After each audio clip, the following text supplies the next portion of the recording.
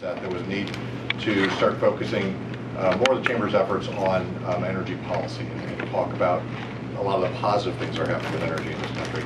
But also really from the business perspective, it was rising up into one of the top 2, 3, 4, 5 issues across businesses. I mean, bakers, you guys use a lot of energy. We have supermarkets that use a lot of energy. A lot of people looking for opportunities in the energy sector with what's happening now and with natural gas development and with some of the recent oil development that's happening in this country. So, and frankly, the need for a policy that talks to all of the above. So the Energy Institute was created, and we go out and try to do good things and talk about the need for this all forms of energy. I come from the American Petroleum Institute, where I was before, and I worked from upstate New York originally, but I actually worked for the state of Texas briefly on some energy policy issues before working in the Bush administration. But so I'll talk a lot more typically about oil and gas issues and what's happening with coal in this country. But we formed this project about a year or so ago with the Partnership to Fuel America, and basically around the idea that we needed to get businesses more engaged on energy issues, and particularly with regard to our relationship with Canada. And that's Brian will talk a little bit about later on after I speak about Canada and its our relationship and as a good trade partner and its importance as an energy supplier for us. So right about the time we started forming this organization, we targeted a number of different states to really start networking businesses who either already understand or need to better understand our relationship with Canada and the importance of our energy relationship. So kind of fortunately, unfortunately in a way, the whole Keystone XL issue arose, and I'll talk about that in a minute, but really it elevated Canadian energy into our consciousness in America, and so we've gotten a lot more interest in what we're doing. But we've tried to identify businesses who either recognize this importance or should be recognizing it as people who are who have opportunities to talk to different groups and work with your employees and represent other businesses or parts of other business organizations to help share the information and become better advocates and better energy advocates, particularly with regard to Canada. But as this continues to grow, we're also talking about other energy issues as well, and what's happening with this whole concept that we in North America could be moving more towards energy self-sufficiency. And I'm sure we could talk a little bit more about that when we take some Q&A. But Brian will talk to this, but I just wanted to highlight why at the Chamber we think we've really identified Canadian oil sands in particular as something we need to talk about. We import more oil from Canada than we do any other country. There's a tremendous amount of job benefit. I think to date there's been identified about almost 2,000 businesses in about 49 states that are supplying goods and services up to Canada. And the oil patch up there, almost 80,000 jobs in America are dependent on selling some sorts of goods and services up to Canada.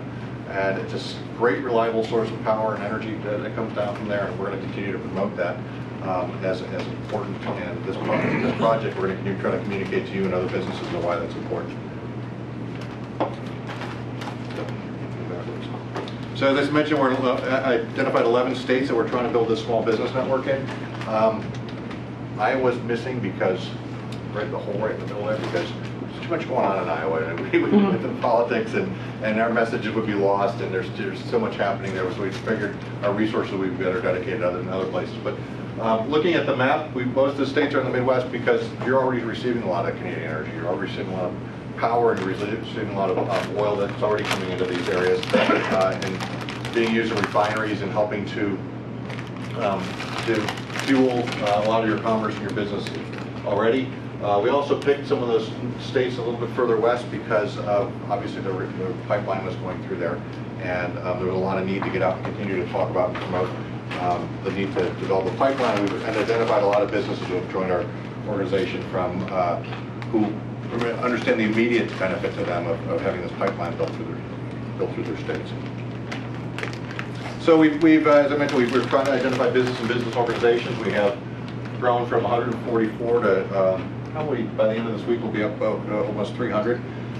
We feel that in addition to the businesses themselves, we have a lot of different business groups that are members, and that enables us to say that we have hundreds, if not thousands, of people that we're working with, and we represent And it's been very effective so far. We've had not only businessmen and women like yourselves attending these meetings and getting smarter and willing to take our information that we send out, but also at times have been willing to testify at hearings when the EPA had held hearings on the Keystone Pipeline. We had members who signed petitions and sent them to the White House. We've had people send letters to the administration, and also others who've sent opinion editorials and different articles and notes to newspapers and whatnot to express the importance of what's going on with Keystone or some other sorts of the issues around Canadian energy. So as an organization, we don't ask for anything. We don't ask you to send us any money. We don't ask you, we don't sign the partnership's name to any organization without asking you. We just are really trying to build this network and to get people more engaged in better energy advocates. And but we do try to ask that you take our emails, and we send something out at least every couple of weeks, or if there's an issue that's arisen that you need to be better informed on. It might be happening in Washington or somewhere else. We'll try to get some information out to you to keep you up to date. Just briefly on the Keystone XL pipeline, just wanted to give you a snapshot of photo of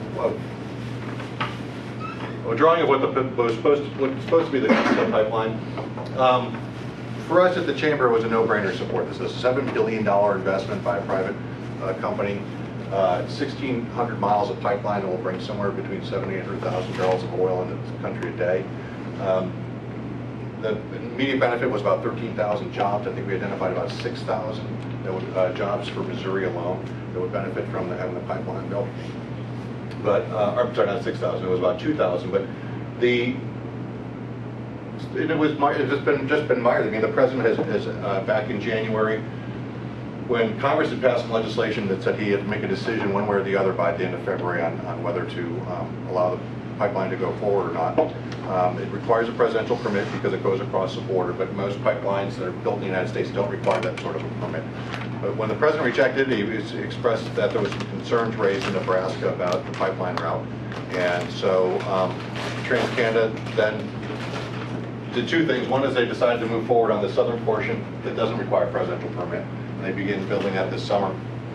So that's going to be a great benefit to American domestic petroleum producers, because right now there's a lot of oil that's being produced in parts of Oklahoma that are having trouble getting refinery centers. So it's going to enable some of our domestic crude to move down. And so in the meantime, so TransCanada started to build that pipeline, and they've also now moved forward on submitting a new application to have the northern portion of the pipeline built.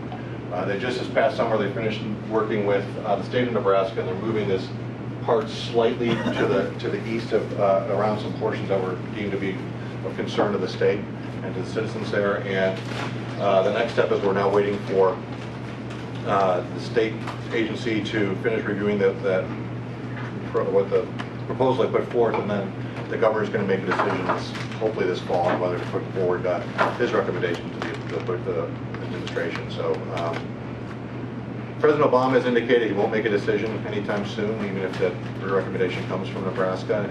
He's stated he wanted to wait, as he originally did last fall, actually, before denying the petition, that he wanted to wait until sometime in the first quarter of next year. We're going to continue to promote that he should make this decision sooner. We think it's important to energy security and to jobs in this country, and it's also, important signal to businesses in America that you could make these investments and have to be able to move forward on them, and it's important to our country. And I don't know, Brian, if you're going to talk about it, but this isn't the only pipeline bringing crude down. There's a. I will, and if you could leave that map up, Matt, that would be great. Yeah. Yeah, I could go. We can go. I'll go back to it after we go through a couple more slides. But there's a number of other pipelines that are bringing crude down from Canada. So it's not the only. This isn't the only one. This isn't the only one that's been permitted before, a request for a permit. But this is the one that's been mired most in its permitting problems. And in fact, at the beginning of the Obama administration, there was a permit granted for what they call the Alberta Clipper, which is another pipeline that comes through this way. So that for whatever reason, for a variety of, we think, political reasons, that this administration has decided to delay this important project. So we're going to continue to promote that. Just went through some of this. This is a timeline on the what's happening with the pipeline. And I'll just close with this. And Brian will talk a little bit about this. But I keep referring to Brian.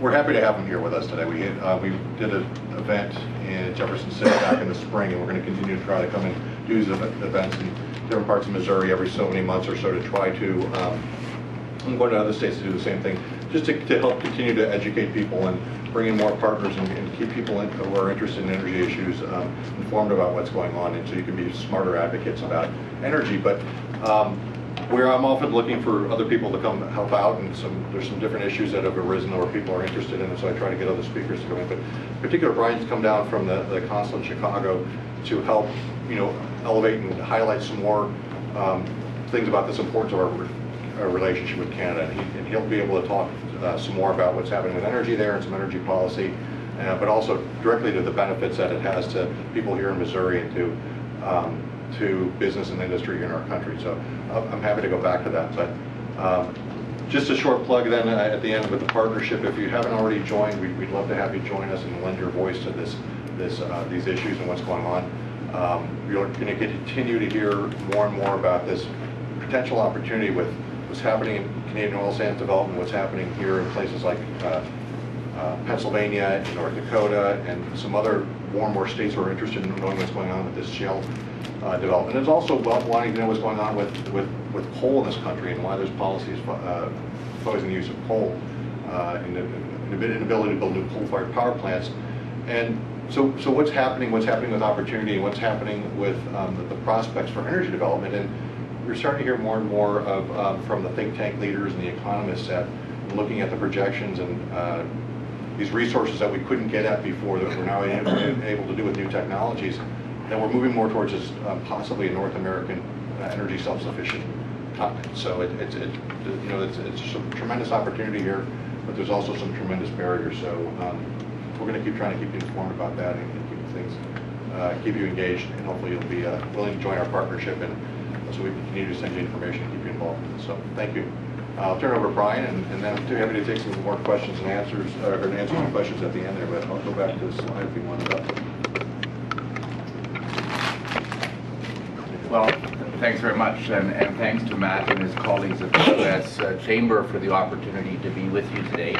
As I mentioned, the Consulate General in Chicago covers Wisconsin, Illinois, and Missouri, and the northwest corner of Indiana, which for all intents and purposes is part of the greater Chicago economic region. It's also the location of the largest U.S. inland oil refinery, operated by BP, which is currently spending about $4 billion to upgrade its facilities to be able, by 2013, to handle virtually 100% Canadian heavy oil. So it's one of several refineries in the Midwest that are using Canadian oil or are gearing up to use it, and that includes the ConocoPhillips-Cenovus refinery at Wood River, just east of here. I should say, first of all, that we do have an honorary Canadian consul in St. Louis, and that's John Bachman, who's with Edward Jones. And it's simply because you're a little bit further away from Chicago than, let's say, Madison, Wisconsin. So we can't get down as often as we would like to St. Louis, to Jefferson City, to Kansas City, or to the University of Missouri-Columbia, where we have a Canadian Studies Center. So John Bachman helps us out by representing our interests down here. But there are a number of refineries handling Canadian oil in Wisconsin, in Illinois. Matt mentioned that it's not just the Keystone XL pipeline, although that has attracted a lot of attention. The first Keystone pipeline, which is the blue one there, which opened in 2010, actually crosses Missouri and feeds the refinery at Wood River in Illinois, and then goes to a strategic depot in Patoka in Illinois.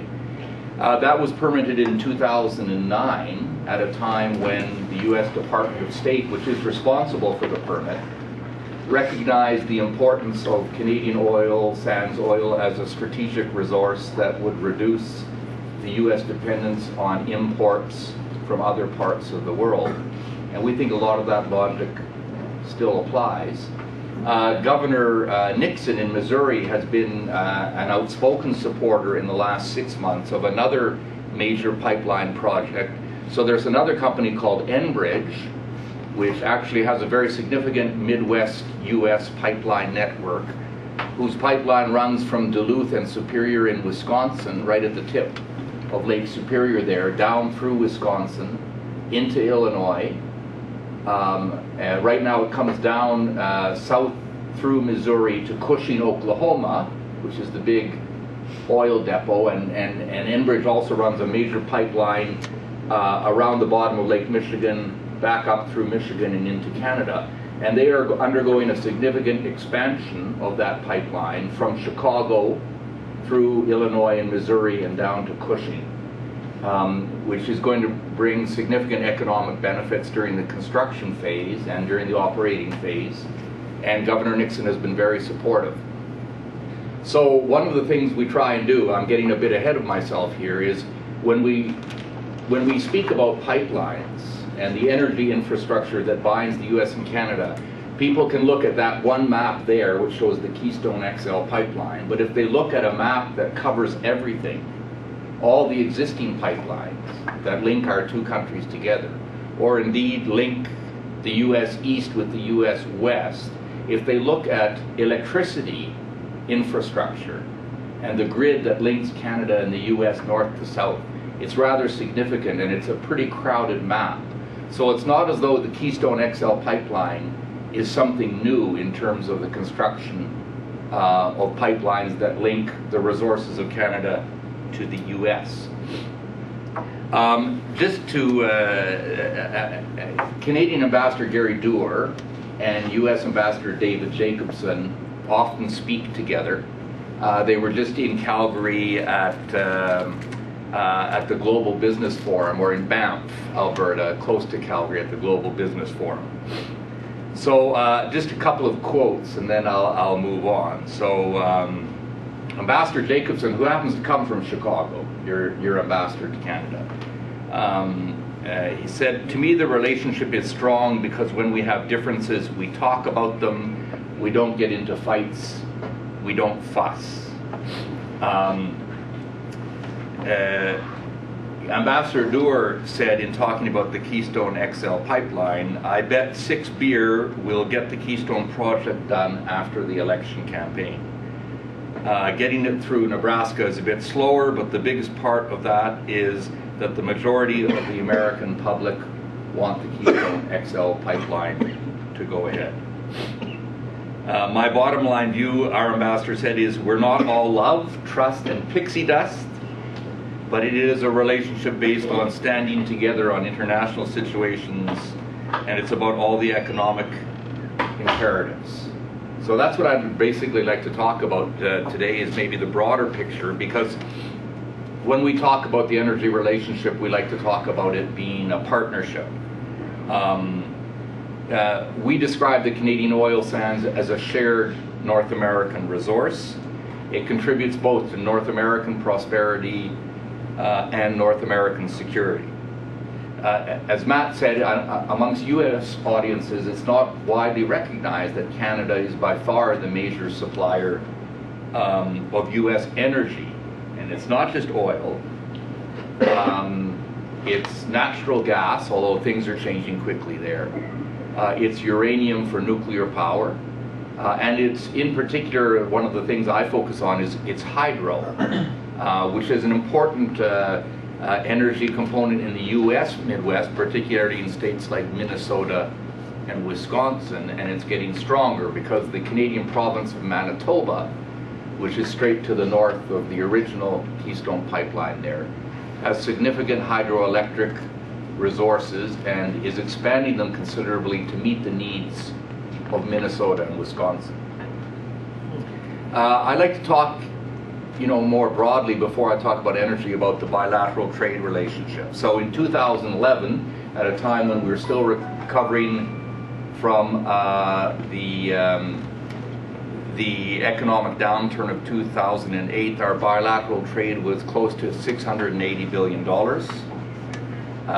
That's $1.8 billion in goods and services crossing the border every day. Matt has talked about the Canadian businesses providing jobs in the United States. Over 8 million US jobs are dependent on trade and investment with Canada. That's 1 in 23 US jobs.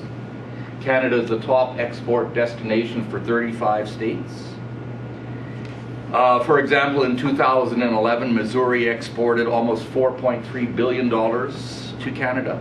That's more than your next 4 markets combined, and those markets are Mexico, China, Korea, and Japan, and these are your own state statistics. One of the things that's sort of missing from the right-hand side of that map is what we call the Great Lakes economy. So we often talk about the integrated Great Lakes economy, which includes the 8 U.S. Great Lakes states plus the 2 Canadian provinces of Ontario and Quebec. That has a gross domestic product that ranks 4th globally in size, with the top market being the U.S. The Great Lakes integrated economy, involving Canada and the U.S., used to be the 2nd largest economy in the world. Now, since the recession, it's dropped to 4th. But that integrated economy contributes 2.2 million jobs. And if you looked at it population-wise, the integrated Great Lakes region would be the 12th largest country in the world. So it's one of the things we like to highlight, even though it's a little bit of lesser importance to Missouri, and that is to say we have an integrated economic structure, whether you look at Canada, US together, or NAFTA, Canada, US, Mexico, or the integrated Great Lakes economy, but it's an economy that's bound together. We often say we don't sell things to each other, we make things together. Often, whether things are built in Canada or the United States, the components cross the border several times during the fabrication process.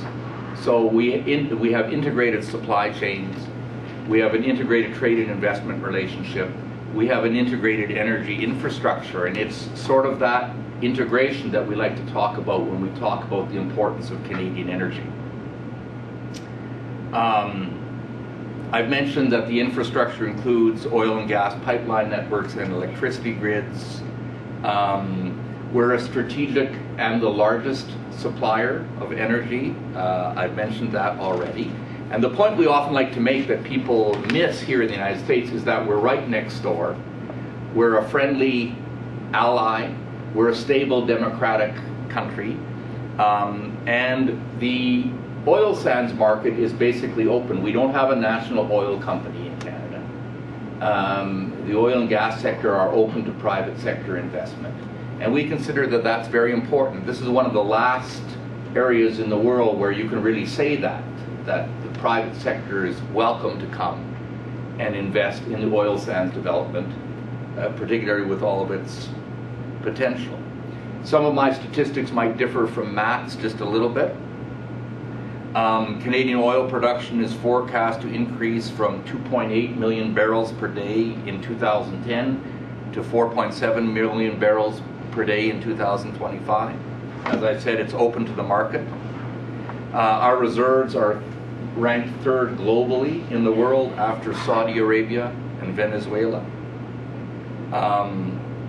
We're every bit as committed as the U.S. to reducing greenhouse gas emissions. This is another point that I often make when speaking to audiences who sometimes are basing their view of Keystone XL or the Canadian oil sands on what we call the frozen facts.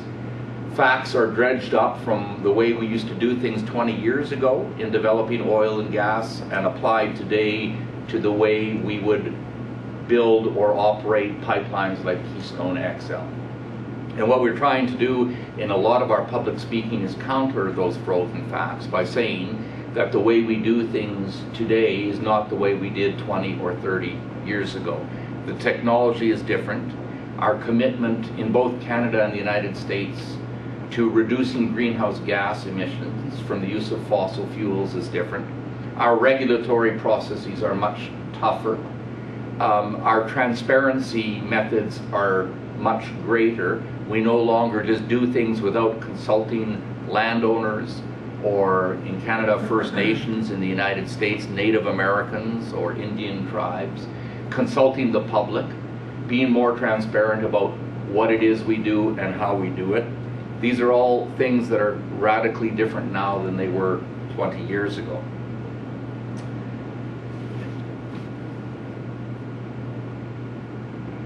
So with $177 billion in forecast capital spending on the oil sands development in the next 10 years, a significant amount of that will be spent on purchasing material, equipment, parts, and services from suppliers in the United States. We estimate that some 90 cents out of every dollar that's spent importing Canadian oil comes back to the U.S. in terms of what we spend here. We don't give our oil away, we sell it to you. But the thing is that we invest a lot of the money that the oil companies get through their revenue in buying things in the United States. In Illinois and elsewhere, a big example we often use is Caterpillar. The biggest market for the Caterpillar's largest hauler is the oil sands of Canada. And these pieces of equipment that cost several $million each are fabricated in different states of the United States, or the parts come from different states in the United States and they're assembled in Illinois, but ultimately the benefit accrues to a large number of states. In Wisconsin, you have big companies like P&H, what is now Joy Global Mining, or Bucyrus, who make these huge shovels that are in use in mines all over the US and in Canada and in the oil sands. They also benefit. And as Matt said, there's a very large number of smaller suppliers who contribute through this integrated supply chain and who benefit. So several Canadian organizations, as well as one very reputable US one, it's called the Cambridge Energy Research Associates, or it's now called IHS Sarah, have done a number of studies. And depending on who you draw upon for your statistics, they're a bit different. But Sarah estimates that oil sands development will on average contribute between $8.4 billion and $15.9 billion per year to the US economy between 2010 and 2035, supporting an average of 93,000 to 175,000 US jobs per year. And the total earnings of those workers in the US would average between $4 billion and $7.5 billion a year. So these economic benefits are not to be underestimated.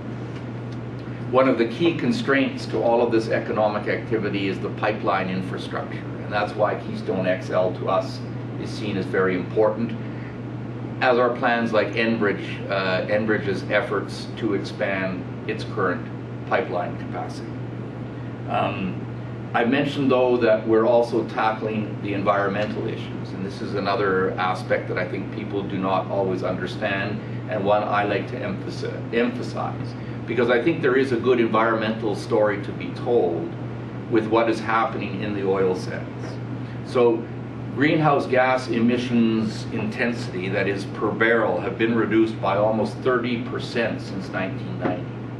So technology and innovation have given us the capacity to produce a barrel of oil sands oil with far fewer emissions than was the case 20 years ago. And often this is one of those frozen fats that sometimes has to be countered. We're putting in place a world-class environmental monitoring process for the oil sands. So both the Canadian government and the Alberta government know that Canadians, like many Americans, are concerned about the impact of the use of fossil fuels on the environment, on air quality, on water quality. In particular in Canada, water quality is a big issue now. And so Canada and Alberta, in an effort to try and show people that we're not the Wild West that some describe us to be, have put in place, and it's just been very recently, a very stringent monitoring and regulatory process that will seek to show, particularly those living in the area, but all those who criticize oil sands development in Canada because of its impact on the environment, to show that we're monitoring this, that we have a tough regulatory approach to what the oil sands companies do, and that they can't just go ahead and do whatever it is they want without a solid regulatory process being in place. We often say, and I think Matt referred to this earlier, that emissions, greenhouse gas emissions from Canada represent 2% of global emissions. The oil sands of that 2% represent 0.15% of global emissions. So quite often you hear critics of the Keystone XL pipeline say, what that will mean is the oil will be produced in greater quantities and the impact of the greenhouse gas emissions will significantly degrade the global environment and contribute to climate change and global warming.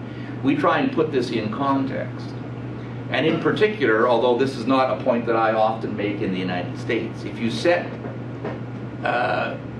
greenhouse gas emissions from current and projected oil sands development against the greenhouse gas emissions that come from current and projected use of coal in the United States, the percentages really pale by comparison.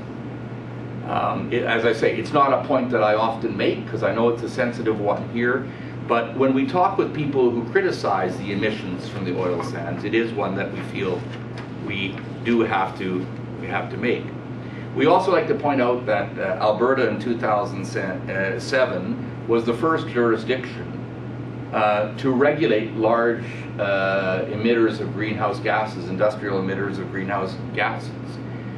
This is something people often don't appreciate when they're criticizing what is happening in Canada. So Alberta as a province, which has the jurisdiction to regulate the oil and gas industry, said for large-scale emitters, we're putting a cap on how much you can emit, and we're going to ask you to reduce that gradually over a period of years. And for every ton of greenhouse gas emissions above the target we set, you have several options. You can either purchase offsets, or you can pay a penalty, and the financial penalty that is paid by emitters who exceed the threshold goes into a special fund that is run at arm's length from the government and is actually committed only to be invested in new technology or innovation that will help the oil and gas industry become more energy efficient or reduce its greenhouse gas emissions. We also like to point out that notwithstanding the fact that we see, as the International Energy does and the OEC does, that for the foreseeable future fossil fuels will be part and an important part of the energy mix, we also feel in Canada that, like the US, like many around the world, the ultimate objective is to try and move to a low carbon economy. I don't think anyone can pretend that we're not committed to trying to reduce greenhouse gas emissions or somehow find the technology to move to a low carbon economy. And this is something that I believe in. I know some of my colleagues in the American Petroleum Institute, in the Canadian Association of Petroleum Producers, may not necessarily support me, but I do think that this is ultimately where we want to go as societies and as governments.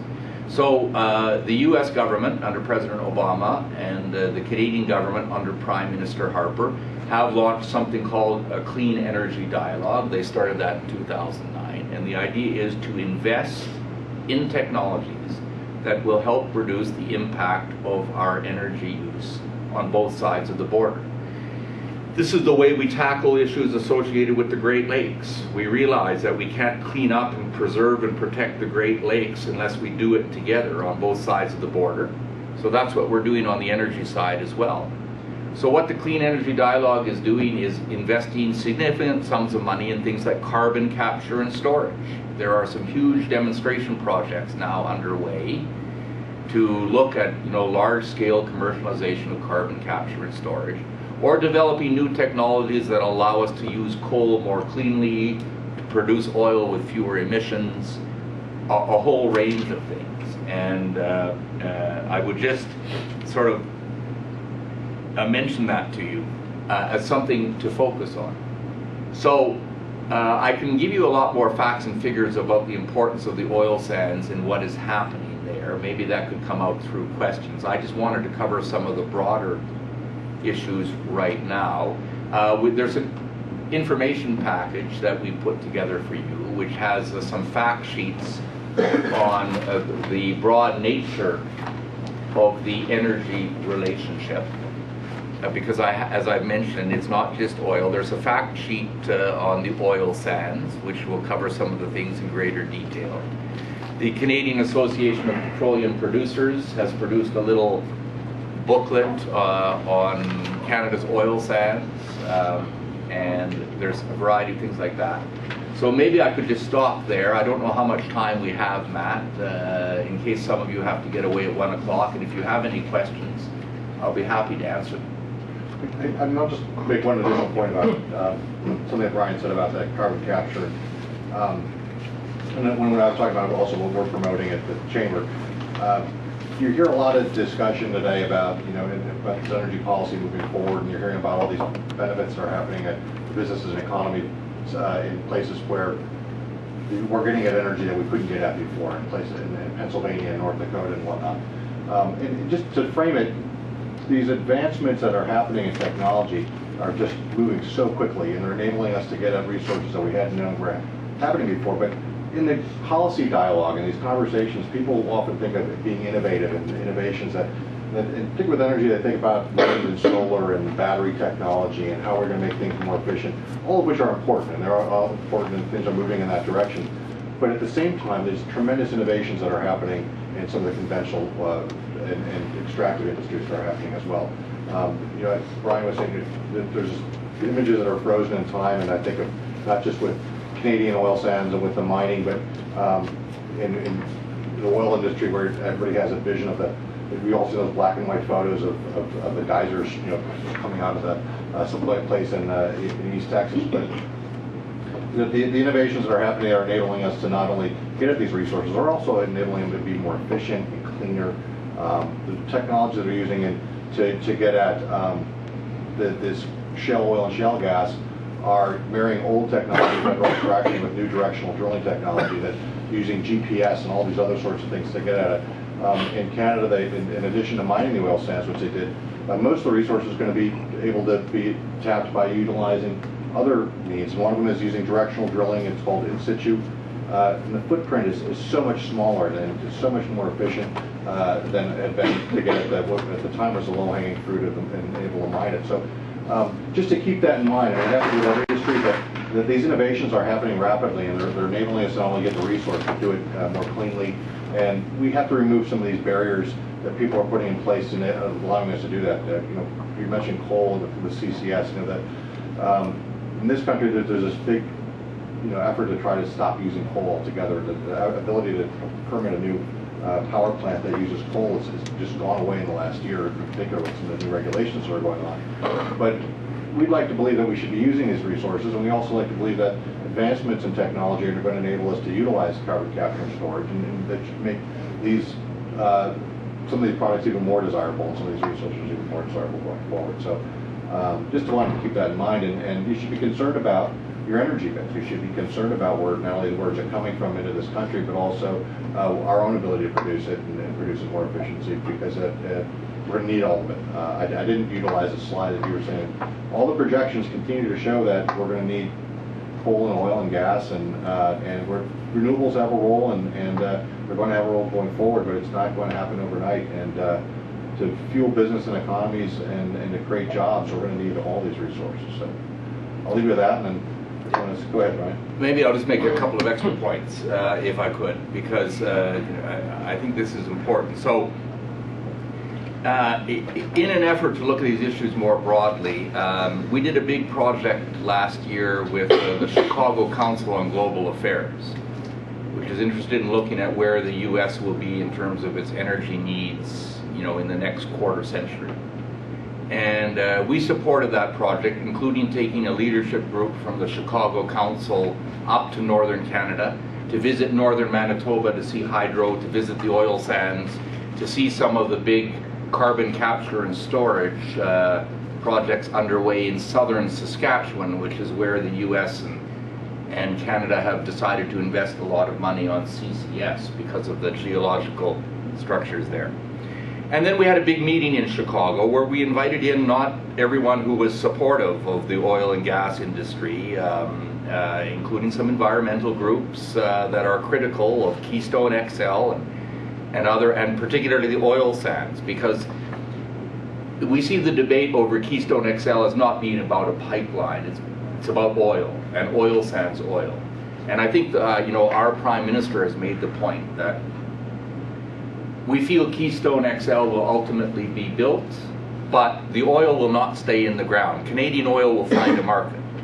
Right now, 99% of our oil exports come to the United States, but as many of you may know, there's a significant push on, including by Enbridge, to build a new pipeline that will carry oil sands oil from Alberta to the Pacific coast and ultimately over to China and the Asia-Pacific region. There is already a pipeline that runs from the oil sands down to Vancouver and ships oil out, and there's an application to also expand that one. So the point we make is that this oil is going to find its way to market somehow, because there will be a demand. And it is, of course, much better if that oil comes to the United States, but that's for the US to decide. But when we did this study with the Chicago Council, they came up with a number of conclusions, including after the meeting we had with some critics in Chicago. And I think these are important because we didn't tell the council how to write its report, and we didn't necessarily agree with everything they did write. But, you know, they talked about the fact that US-Canada energy relations have to be seen holistically. That is, people have to see the linkages between the prosperity dimension, the economic dimension, the environmental dimension, and the national security considerations. Because as I said at the outset, if you're importing more oil from Canada, you're importing less oil from the Middle East, from Venezuela, and we know that Mexican oil is declining. The Chicago Council also said that what people should be looking at is energy interdependence. That is, none of us, even in Canada, we can't say that we're ever really going to be energy independent. But if we look at the North American context, we can certainly talk about North American energy independence, but certainly interdependence. That's what it's all about. And then finally, they said that in looking at these issues, they feel we should avoid single issue, narrow context, and wishful thinking. So the idea is that the environmentalists who are criticizing the oil sands have to think about the broader economic argument. And those who are promoting oil and gas development and the Keystone XL pipeline have to be willing to say, let's listen to what the scientifically based arguments are saying about increased greenhouse gas emissions, or the impact on the boreal forest, or the impact on water quality, or the impact on Aboriginal land rights. And I think that is important, and that is to say, if we just open up our minds and look at the bigger picture, we can attack these things more reasonably and come up with the solution. And I say this because I think, based on the science, based on the facts, the arguments for development of the oil sands and the Keystone XL pipeline will just naturally come to the fore. So. Thanks. Question? How do you overcome the issue of what's it going to do for the cost? You know, I run a small bakery, and we have a group of veterans that's in there every Wednesday. 12 to 13 guys are all retired, and we talk about everything. And the XL pipeline is one of the issues that I've sat down many times and talked to them about. And the first thing that comes out of somebody's mouth is, yeah, it's going all the way from Canada all the way around to the Gulf of Mexico, and the oil's gone. We're paying for the pipeline, or the pipeline's coming through the United States, and then we're going to ship the oil out, and our fuel prices aren't going down. We ship.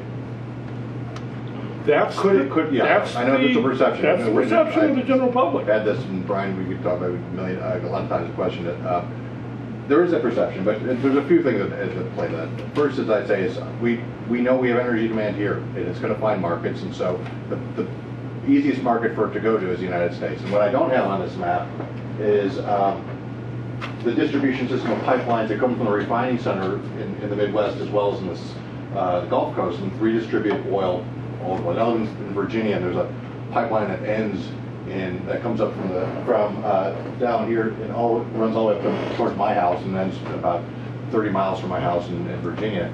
And so one is to show that we have a market here and we have a distribution network, and that's why the pipeline is going to those refining sectors and getting redistributed. And the market's important. We need the oil here, and that's why they wanted to ship it to our refining centers here. But also just in general, it's not to discount that it could ever happen. But I don't have the number. I should have the number, but our oil exports are so minimal in this country. It's just hard to believe and imagine whatever it would even happen. And even to do that, it's incredibly minimal. I don't even. But you got an administration that preaches our oil exports are at an all-time high. Our oil exports probably aren't all, but it's still, I mean, it's minimal percentages. You know, But everybody wants to know what it's going to do to bring down the cost of oil. The cost of oil has got our economy stagnated. it's going to increase supply. It's going to increase supply to this country, and the more That's supply what I that we have. say, Yeah. Well, it will increase the supply, so one has to expect that with an increase in supply, prices will go down.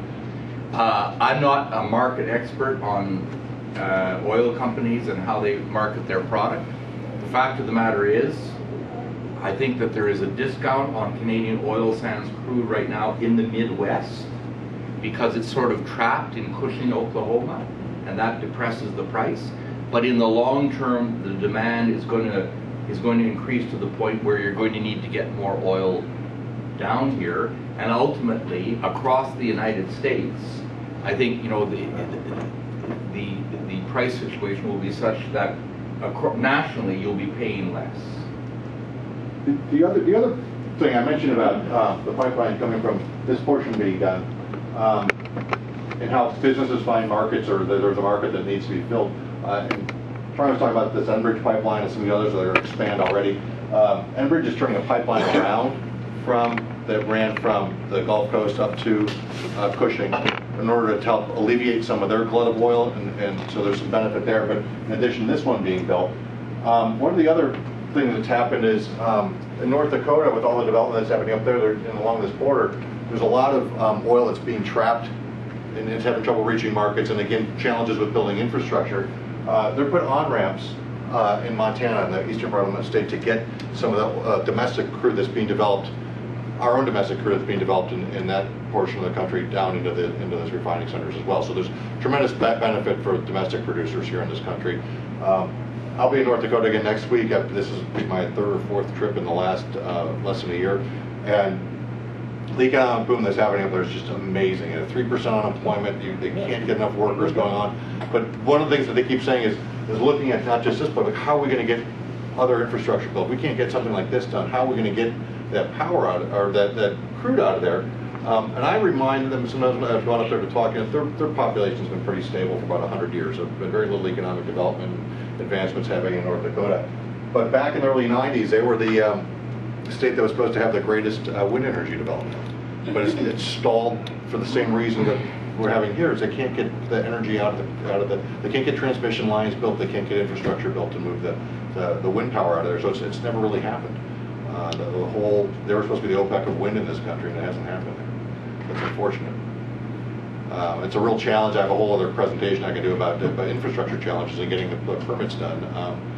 We did a project, the over-a-year project was finished early last year, and they took a snapshot of about a few-year period before that in the United States, where they looked at and identified 350 energy projects that had been stalled, postponed, stopped in some way in America. That was, it's called Project No Project.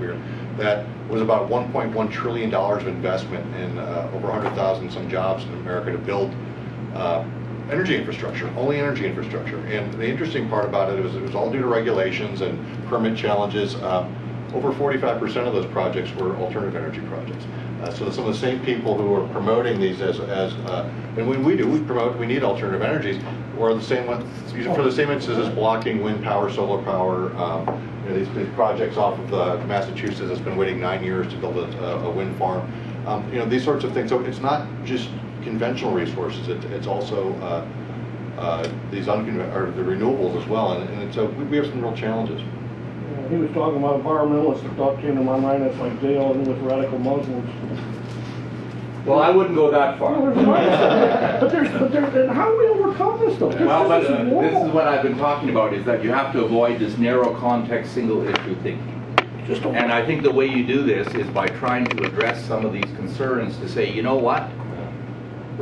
Why do you think I don't care about the water that my son drinks or the air that he breathes? I believe in the same things, and so do the governments involved in all of this. And we have to try and just keep shoveling out the facts. So maybe I was asleep during this whole Keystone Pipeline thing, but why did Nebraska block this thing? It's politics. I mean, there was some. Usually it's all about the money when you get down Well, to it. So there was some landowners. What was the reason? Landowners who some weren't happy with it going through the property. That's where it initially started. With some ranch, and they weren't happy with the deals that TransCanada was coming back to them and offering them on rights of way through the property. And that's where it really got started. Some of them were very politically connected and started working with the governor and on the Republican governor from Nebraska. It also then gave the environmentalists a foothold as the issue started to bubble up and there was more concerns in the community. And the pipeline goes through what they consider, and what's considered by many there to be some environmentally sensitive areas. They raise two things. One is some sand hills, they call it, which is some grasses and a plains area that's very sensitive to them and unique, that area. They also raise that there's an aquifer there that could be potential for risk to this aquifer. The aquifer actually touches every other state in this area, so it's not just them and there's thousands of miles of pipeline already running through this aquifer, so it's not unique. But this is what had given it traction, and Nebraska raised its concerns, and frankly, they also didn't have a process in Nebraska for addressing some of this some of this type of pipeline permitting. And in the past, it was just done in another manner, and they thought. As a result of these concerns, they had to put together the legislature a plan and mobilize and empower some agencies in order to deal with it differently. So it really has stalled the project. But we look at EP. It wasn't EP. The State Department is in charge of the federal permitting.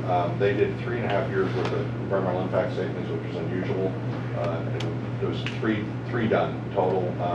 Their own conclusions back in August of 2011 was that this would be of minimal risk. It had the lowest risk possible for a pipeline because it uses newest pipe and the newest sensors and the newest sorts of methods and powering it and everything else and newer pumps. They also frankly said, for some reason we just talked about, not building the permit or not building the pipeline is a greater environmental risk than actually building it. Because if you're still going to get that crude in this country, we still need those resources somehow. So that's the lowest risk rather than some other ways that might come into this country. So that was the administration's own conclusions at that time. So we can put a man on the moon and put a rover on Mars, but we can't figure out how to put a pipeline through Nebraska. Well, you may have it in something. There's that's another. I mean, I have a slide that shows different pipelines that are already coming into this country from Canada. But if you wanted to look at other sorts of pipelines that are moving, the map is covered with them in every state. Whether it's gas, it's oil, it's petrochemicals, it's water, it's all sorts of things. We have pipelines everywhere. Yeah. I think one of the points that I often use when I'm talking with those who may not necessarily agree with what I say is the fact if you look at the tremendous increase in the last few years of the amount of oil that's being transported by rail car, and the numbers are really staggering because particularly from North Dakota down, and I sort of say, do you really think that it's safer for all of this oil to be transported by rail car or indeed by truck as opposed to pipeline? And as Matt says, pipelines have risks. There have been some incidents in the last couple of years, and critics are the first to seize on these and say how unsafe pipelines are.